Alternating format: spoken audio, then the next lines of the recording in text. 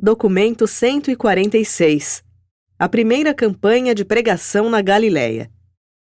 A primeira viagem de pregação pública pela Galileia começou no domingo, 18 de janeiro do ano 28º depois de Cristo e continuou durante cerca de 2 meses, terminando com o retorno a Cafarnaum no dia 17 de março. Nessa campanha, Jesus e os 12 apóstolos, ajudados pelos antigos apóstolos de João, pregaram o Evangelho e batizaram os crentes de Rimom, Jotapata, Ramá, Zebulon, Irom, Giscala, Corazim, Madom, Caná, Naim e Endor. Nessas cidades permaneceram e ensinaram, enquanto ao passar por muitas outras aldeias menores, eles proclamaram o Evangelho do Reino. Essa foi a primeira vez que Jesus permitiu aos seus seguidores pregar sem restrição. Nessa viagem, ele os advertiu em apenas 3 ocasiões. Aconselhou-os a permanecerem afastados de Nazaré e a ser discretos quando passassem por Cafarnaum e por Tiberíades.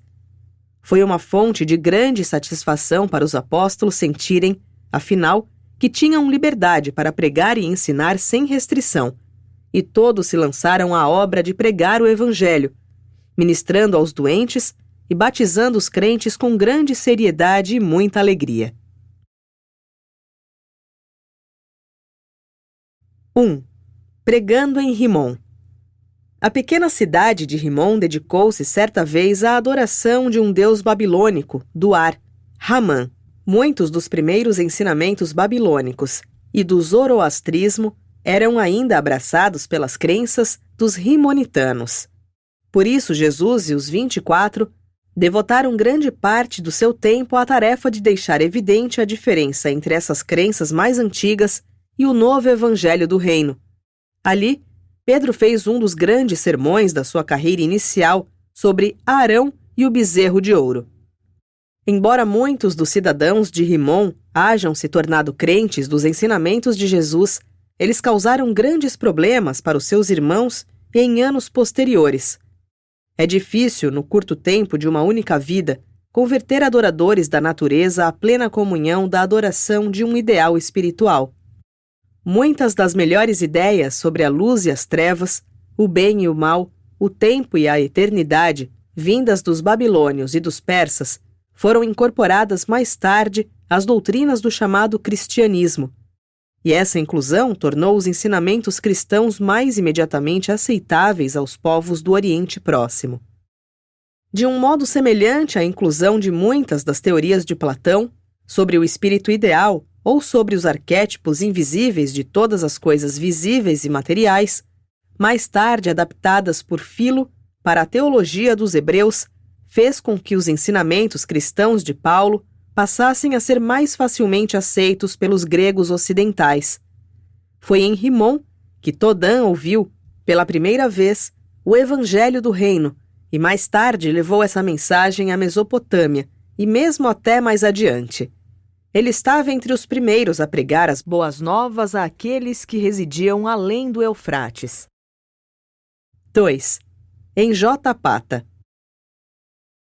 Conquanto a gente comum de Jotapata havia ouvido Jesus e os seus apóstolos com alegria, e embora muitos tenham aceitado o Evangelho do Reino, foi a palavra de Jesus aos 24, na segunda noite da permanência deles nessa aldeia pequena, que deu personalidade à missão de Jotapata.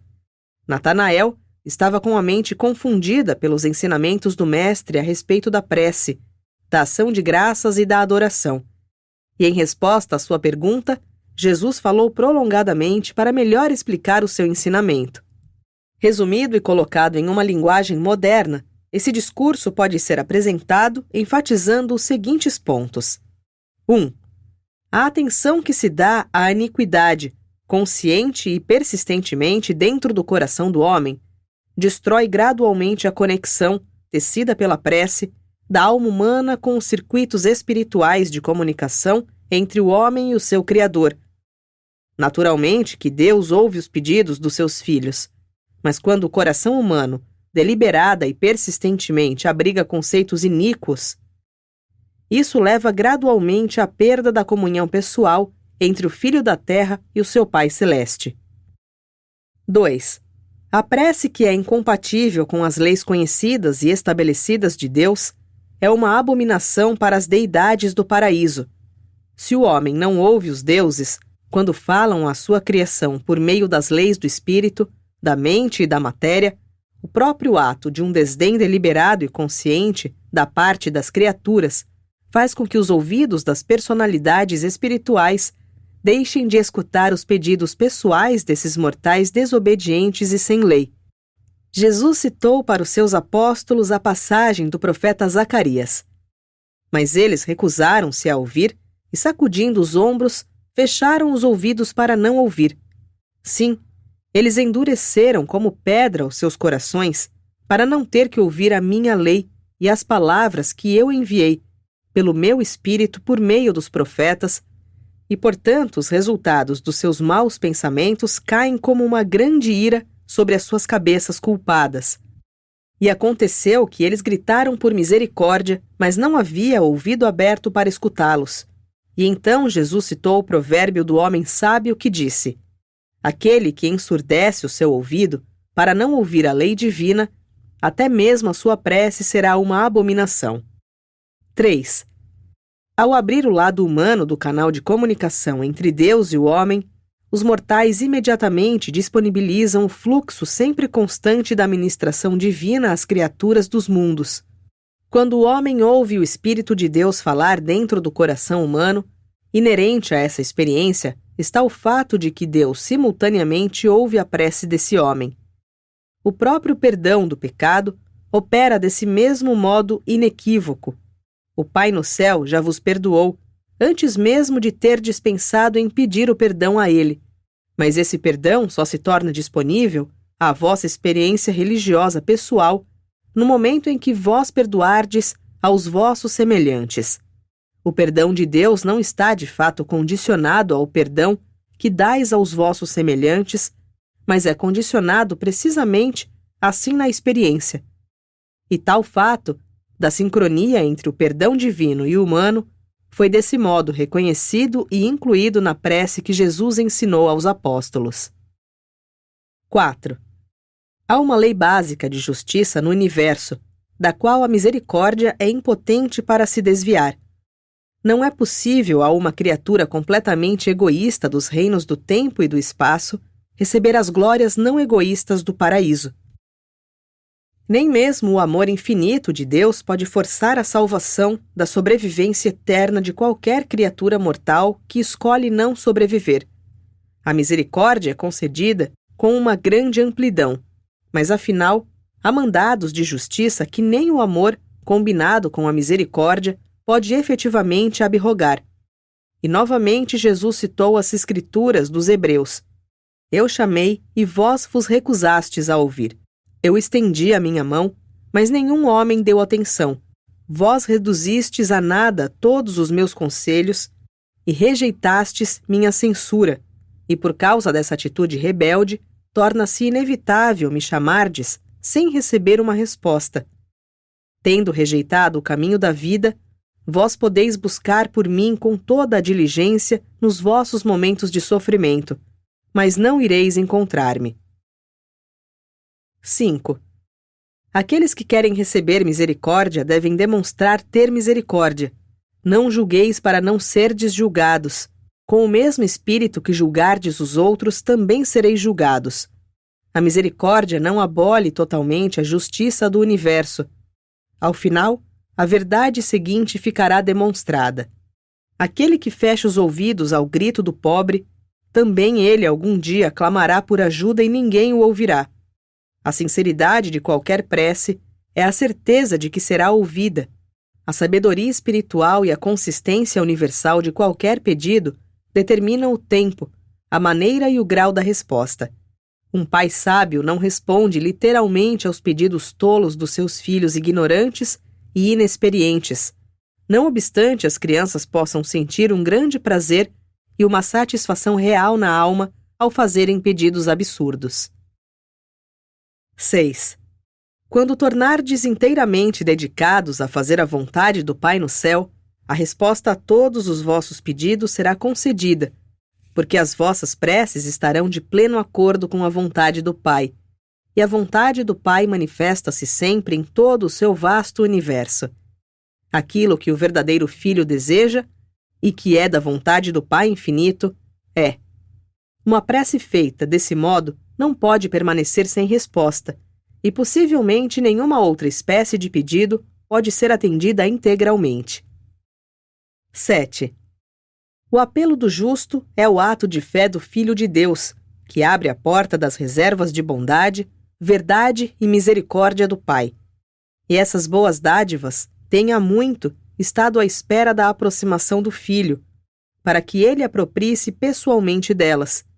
A prece não muda a atitude divina para com o homem, mas muda a atitude do homem para com o imutável Pai. É o motivo da prece que dá a ela o direito de acesso ao ouvido divino. Não é a posição social, econômica ou religiosa, exterior, daquele que faz a prece. 8. A prece não deve ser empregada para evitar as demoras no tempo, nem para transcender as limitações do espaço. A prece não é algo como uma técnica destinada ao engrandecimento do eu, nem deve ser feita para conseguir vantagens injustas sobre o semelhante. Uma alma totalmente egoísta é incapaz de fazer uma prece no sentido verdadeiro da palavra. Disse Jesus: que o vosso deleite supremo exista, segundo o caráter de Deus, e ele certamente vos concederá os desejos sinceros do vosso coração. Comprometais o vosso caminho com o Senhor, confiai nele, e ele agirá. Pois o Senhor ouve o apelo do necessitado, e ele considerará a prece dos desamparados. 9. Eu vim do Pai, e, portanto, se vós alguma vez estiverdes sem saber o que pedir ao Pai, pedi em meu nome, e eu apresentarei o vosso pedido, de acordo com as vossas reais necessidades e desejos e de acordo com a vontade do meu Pai. Protegei-vos contra o grande perigo de tornar-vos autocentrados nas vossas preces.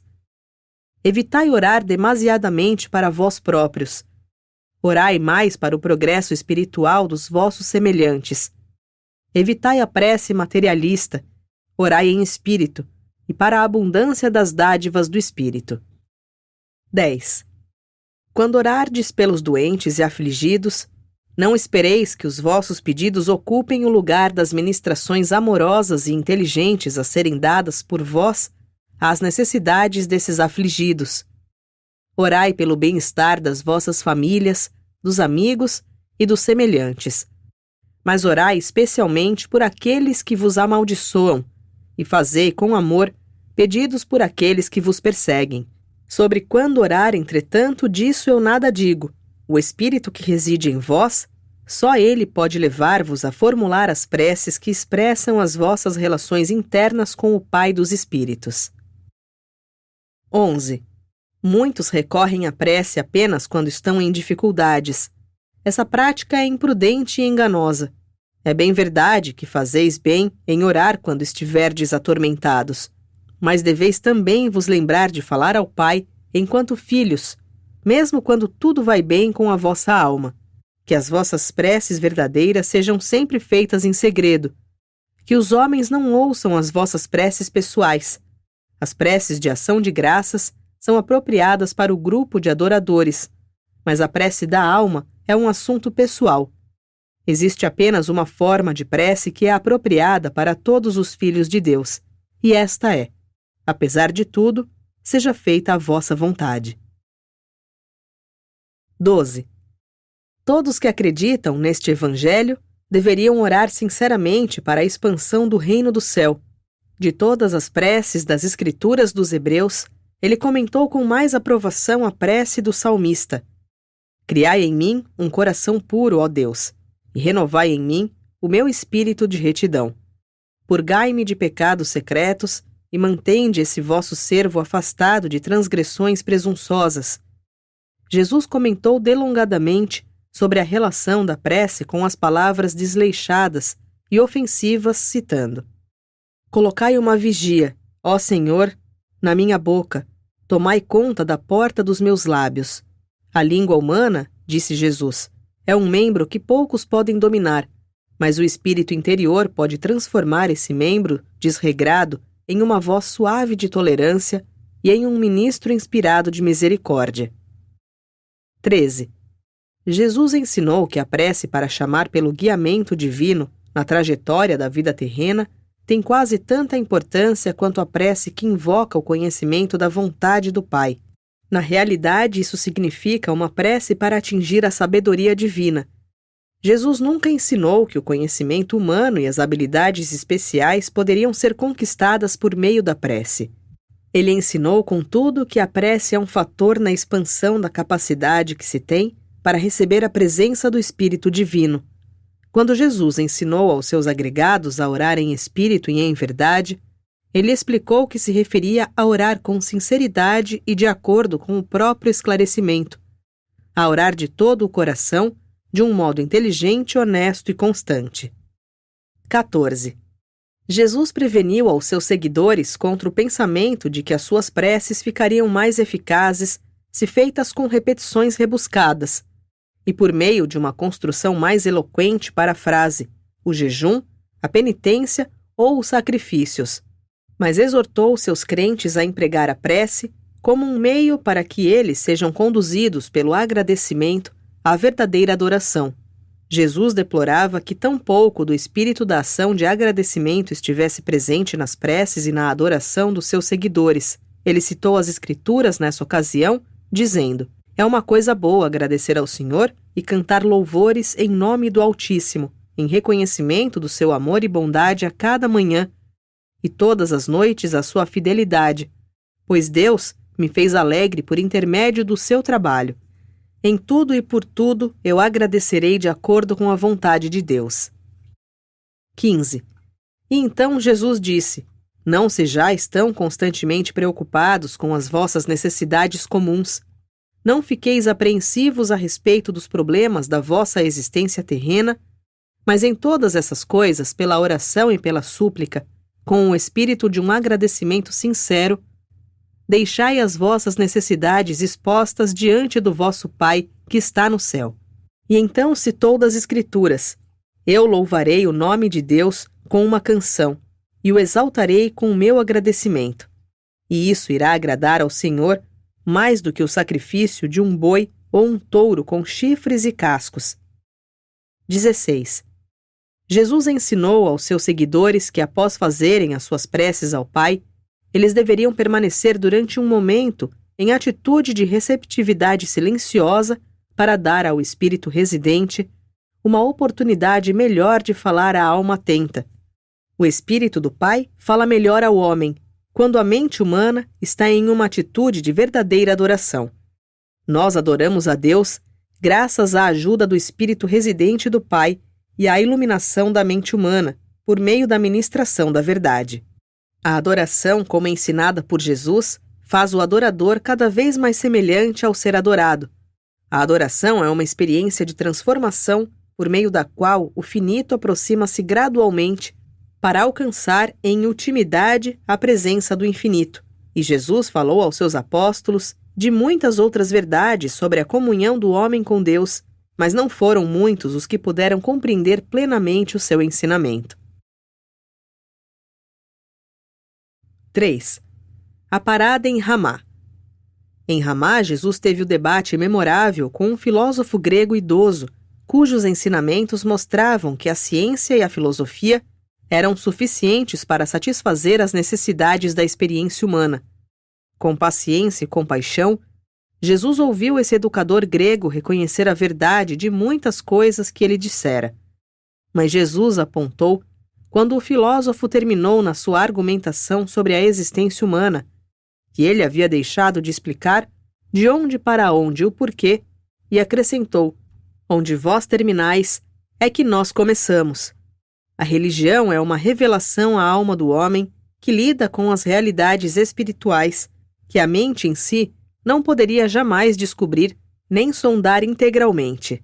Os esforços intelectuais podem revelar os fatos da vida, mas o Evangelho do Reino desvela as verdades do ser.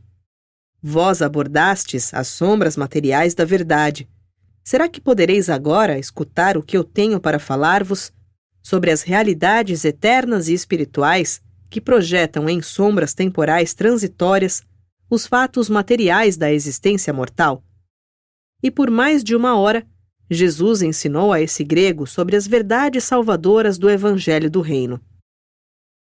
O velho filósofo foi sensível ao modo de abordagem adotado pelo mestre, e sendo honesto, sincero e de coração aberto, ele rapidamente acreditou nesse Evangelho da salvação. Os apóstolos ficaram um pouco desconcertados com o modo franco segundo o qual Jesus aqueceu quanto a muitas das proposições do grego, mas Jesus disse a eles, depois em particular: Meus filhos, não vos admireis de que eu tenha sido tolerante com a filosofia do grego.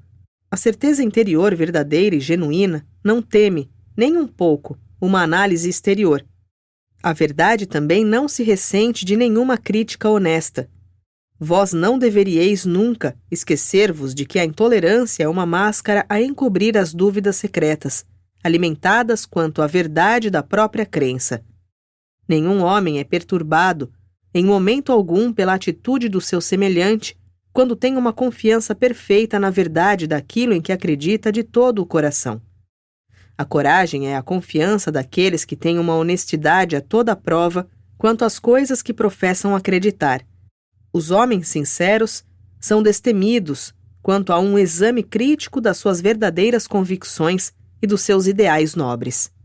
Na segunda noite em Ramá, Tomé fez a Jesus esta pergunta: Mestre, como um novo crente dos seus ensinamentos pode saber realmente e sentir-se seguro sobre a verdade dessas boas novas do reino?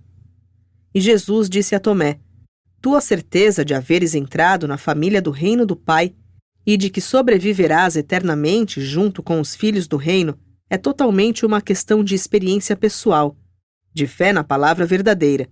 A segurança espiritual corresponde à tua experiência religiosa pessoal com as realidades eternas da verdade divina, a qual, por outro lado, se equivale ao entendimento inteligente que tens das realidades da verdade, somado à tua fé espiritual e diminuído das tuas dúvidas sinceras. O filho é naturalmente dotado com a vida do Pai.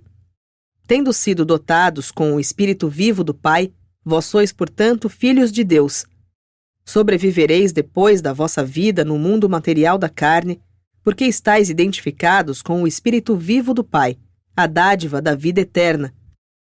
Muitos, de fato, tinham esta vida antes de eu ter vindo do Pai, e muitos mais têm recebido este Espírito porque eles acreditaram na minha palavra. Mas eu declaro que quando eu voltar ao Pai, Ele enviará o seu Espírito aos corações de todos os homens. Ainda que não possais observar o Espírito Divino trabalhando nas vossas mentes, há um método prático para descobrir o nível até o qual conseguistes manter o controle dos poderes da vossa alma, sob o ensinamento e o guiamento desse Espírito interior, residente do Pai Celeste. É a medida do amor pelo vosso semelhante. Esse Espírito do Pai compartilha do amor do Pai, e a proporção que domina o homem leva infalivelmente na direção da adoração divina e da consideração amorosa pelo semelhante. Acreditastes inicialmente que sois filhos de Deus, porque o meu ensinamento tornou-vos mais conscientes da condução interna da presença residente do Pai.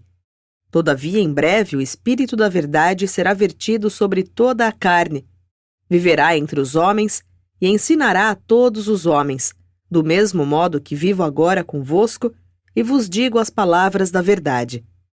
E este Espírito da Verdade, falando a todos os dons espirituais nas vossas almas, ajudar-vos-á a saber que sois realmente filhos de Deus, e dará um testemunho infalível, junto com a presença residente do Pai, o vosso Espírito.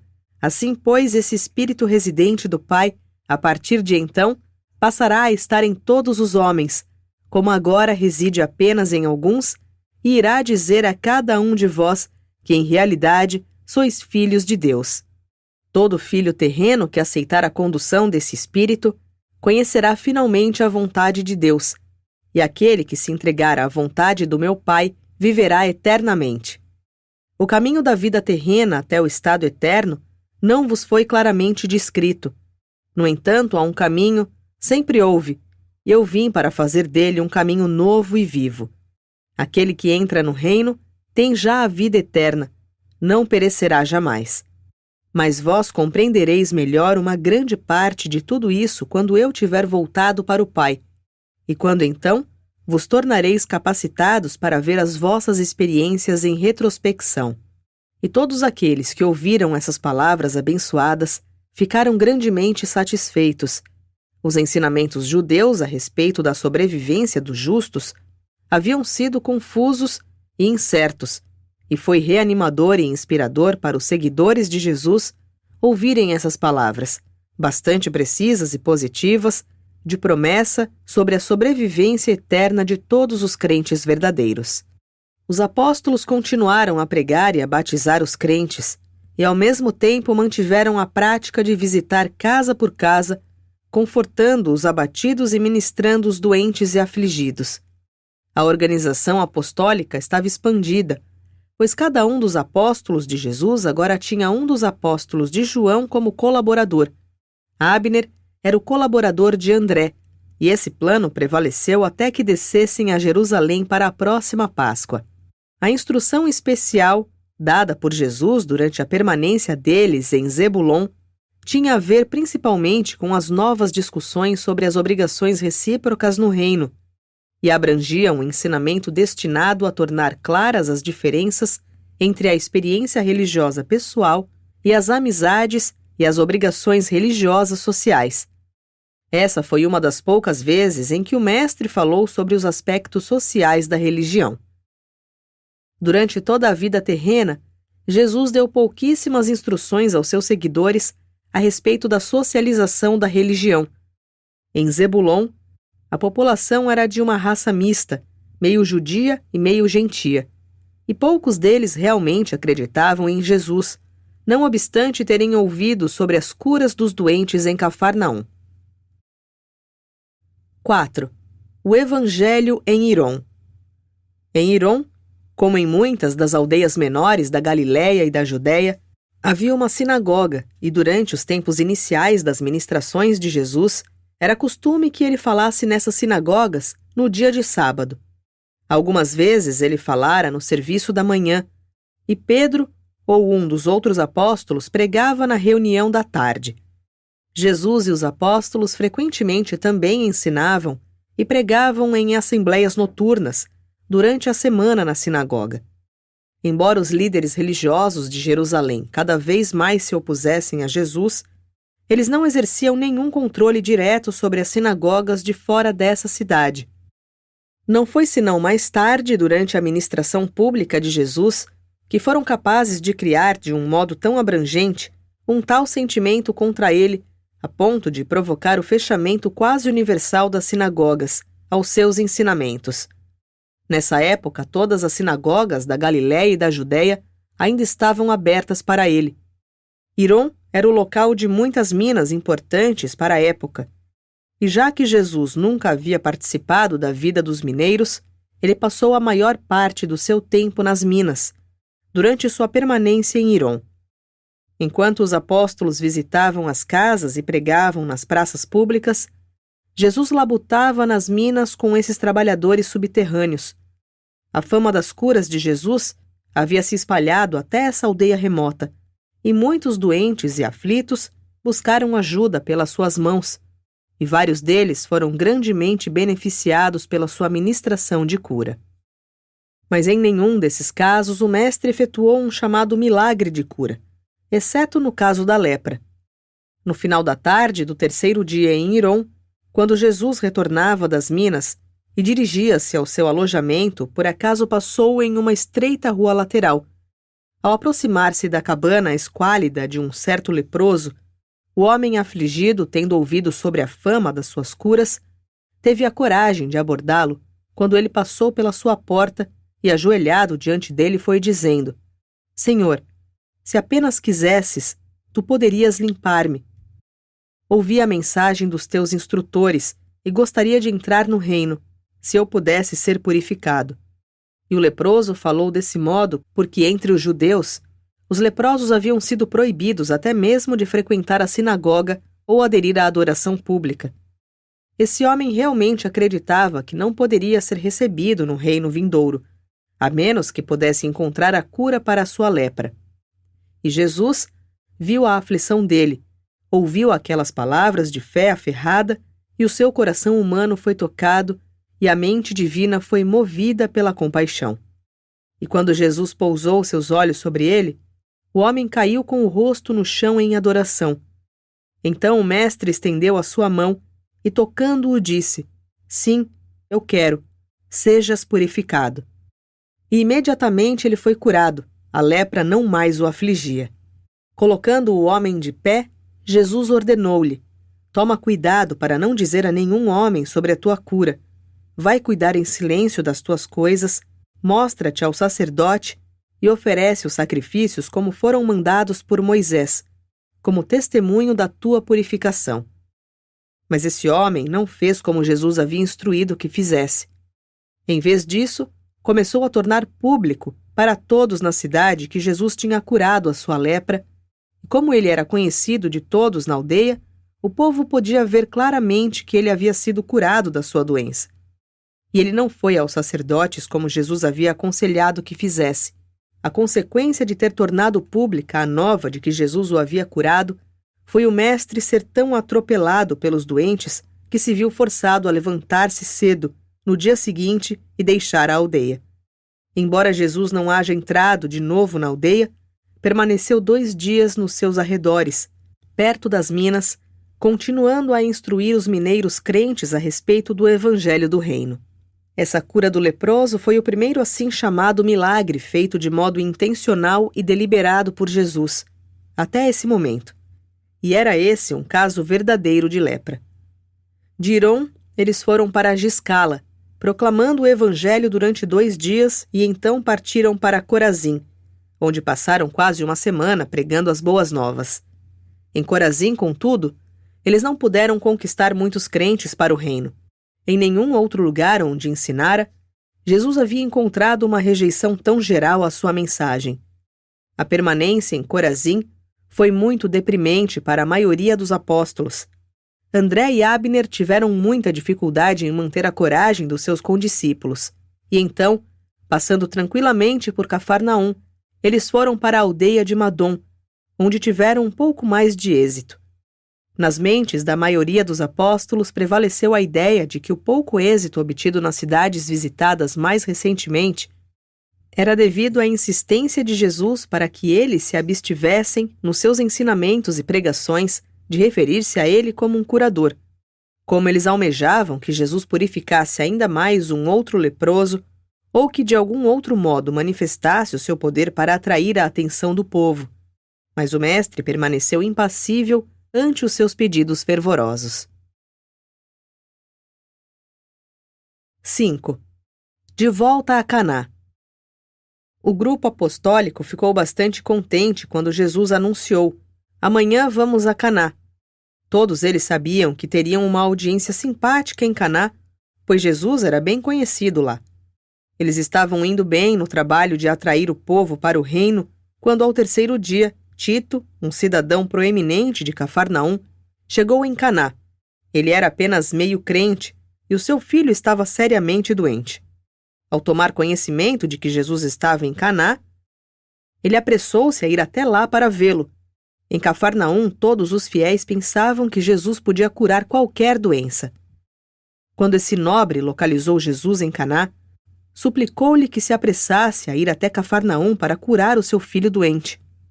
Enquanto os apóstolos aguardavam com a respiração presa na expectativa, Jesus, olhando para o pai do menino doente, disse: Por quanto tempo serei tolerante convosco? O poder de Deus está no meio de vós, mas a menos que possais ver os sinais e presenciar prodígios, vos recusais a acreditar. Todavia o nobre implorou a Jesus, dizendo: Meu Senhor, eu creio, mas vem antes que o meu filho faleça, pois quando eu o deixei, ele já estava a ponto de morrer. E depois de ter abaixado a cabeça por um momento em uma meditação silenciosa, Jesus subitamente falou: Retorna à tua casa, o teu filho viverá. Tito acreditou na palavra de Jesus e apressou-se a voltar para Cafarnaum. Ao retornar, os seus servos saíram para encontrá-lo, dizendo: Rejubila-te, pois o teu filho melhorou. Ele vive. Então Tito perguntou a eles sobre a hora em que o menino começara a melhorar. E quando os servos responderam: Ontem, por volta das 7 horas, a febre o deixou. O pai lembrou-se de que tinha sido por volta dessa hora que Jesus dissera: O teu filho viverá. E a partir daí Tito acreditou, de coração, e toda a sua família também acreditou. Esse filho tornou-se um poderoso ministro do reino e mais tarde sacrificou a sua vida junto com aqueles que padeceram em Roma. Embora toda a criadagem de Tito, os seus amigos e até mesmo os apóstolos considerassem esse episódio como um milagre, na verdade não o foi. Pelo menos não foi um milagre de cura de doença física. Foi apenas um caso de presciência a respeito do curso da lei natural, exatamente aquele conhecimento ao qual Jesus frequentemente recorreu depois do seu batismo. E novamente Jesus foi obrigado a apressar-se para sair de Caná, por causa da atenção indevidamente atraída pelo segundo episódio dessa espécie que acontecia à sua ministração nessa aldeia. Os habitantes da aldeia lembraram-se da água e do vinho, e agora que se supunha que ele havia curado o filho do nobre, a uma distância tão grande, vinham até ele não apenas trazendo os doentes e aflitos, mas também enviando mensageiros com a solicitação de que ele curasse sofredores à distância. E quando Jesus percebeu que toda a região estava mobilizada, ele disse: Vamos para Naim. 6. Naim e o filho da viúva. Nos sinais essa gente acreditava, eram pessoas de uma geração à espera de prodígios. Nessa altura dos acontecimentos, os habitantes do centro e do sul da Galiléia possuíam a mente voltada sempre para os milagres quando pensavam em Jesus e na ministração pessoal dele. Centenas de pessoas sinceras que sofriam de desordens puramente nervosas e aflitos com distúrbios emocionais, vinham à presença de Jesus e então voltavam para suas casas anunciando aos seus amigos que Jesus as tinha curado. E esse povo ignorante e de mente simples considerava esses casos de cura mental como sendo de curas físicas miraculosas. Quando Jesus tentou deixar Caná e ir para Naim, uma multidão grande de crentes e curiosos o seguiu. Eles estavam inclinados a ver milagres e prodígios e não se deixariam decepcionar. Quando Jesus e os apóstolos se aproximaram do portão da cidade, depararam-se com o cortejo de um funeral, a caminho de um cemitério vizinho dali, levando o único filho de uma mãe viúva de Naim. Essa mulher era muito respeitada, e metade da aldeia seguia os que carregavam o esquife desse rapaz, que se supunha estar morto. Quando o funeral passou por Jesus e os seus seguidores, a viúva e os seus amigos, reconhecendo o mestre, suplicaram que ele trouxesse o filho dela de volta à vida. A expectativa que eles tinham de milagres havia sido elevada até um ponto tão alto que imaginaram Jesus como alguém capaz de curar qualquer doença humana. E por que esse curador não poderia até mesmo ressuscitar os mortos? Jesus, assim importunado, deu um passo adiante e, levantando o tampo do esquife, examinou o rapaz. Descobrindo que o moço não estava realmente morto, ele percebeu a tragédia que a sua presença podia evitar. Assim, voltando-se para a mãe, Jesus disse: Não chores, o teu filho não está morto, ele dorme, e te será devolvido. E então, tomando o jovem pela mão, ele disse: Acorda e levanta. E o jovem, que se supunha estar morto, logo se assentou e começou a falar. E Jesus os mandou de volta para suas casas. Jesus empenhou-se em acalmar a multidão e tentou em vão explicar que o jovem não estava morto realmente, que ele não o havia trazido de volta da morte, mas foi inútil. A multidão que o seguia, e toda a aldeia de Naim, foram levadas ao ponto alto de um frenesi emocional. Muitos foram tomados pelo medo, outros pelo pânico, enquanto outros ainda caíram em prece nas lamentações dos próprios pecados. E só muito depois do cair da noite é que a multidão clamorosa conseguiu dispersar-se. E claro está, não obstante a afirmação feita por Jesus de que o rapaz não estava morto, todos insistiam que um milagre tinha acontecido, que até mesmo um morto tinha sido ressuscitado, embora Jesus tivesse dito a eles que o rapaz estava meramente em um sono profundo, Eles justificaram-se dizendo ser este o seu modo de falar, chamando a atenção para o fato de que Jesus, sempre na sua grande modéstia, tentava esconder os próprios milagres. E assim, por toda a Galiléia e pela Judéia, espalhou-se a nova de que Jesus havia ressuscitado dos mortos o filho da viúva, e muitos que ouviram esse relato acreditaram nele.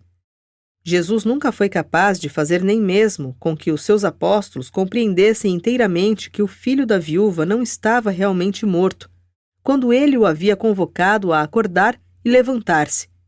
Todavia, ele os convenceu o suficiente para que o episódio ficasse suprimido de todos os registros subsequentes, exceto do de Lucas, que o registrou como o episódio lhe havia sido contado. E, de novo, Jesus foi tão assediado como médico que partiu bem cedo no dia seguinte para Endor. 7. Em Endor. Em Endor, Jesus escapou por uns poucos dias do clamor das multidões em busca de curas físicas. Durante a permanência deles nesse lugar, o mestre narrou novamente para instruir os apóstolos a história do rei Saul e da bruxa de Endor. Jesus explicou claramente aos seus apóstolos que os seres intermediários extraviados e rebeldes, que tantas vezes haviam personificado os supostos espíritos dos mortos, seriam em breve colocados sob controle, de tal modo que não mais pudessem fazer essas coisas estranhas. Ele disse aos seus seguidores que depois que ele voltasse para o Pai, e depois que o Pai e ele tivessem vertido do espírito deles sobre toda a carne, esses seres semi-espirituais, os considerados espíritos impuros, não mais poderiam possuir os mortais de inteligência mais débil ou de mente perversa.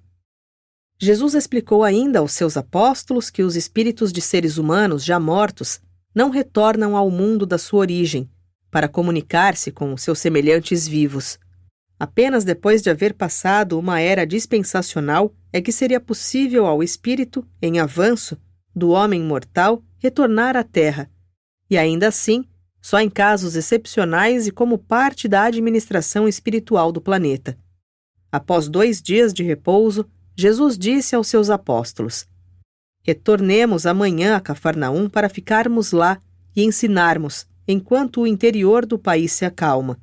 Nas suas casas, depois de passado esse tempo, todos ficarão recuperados desse tipo de agitação.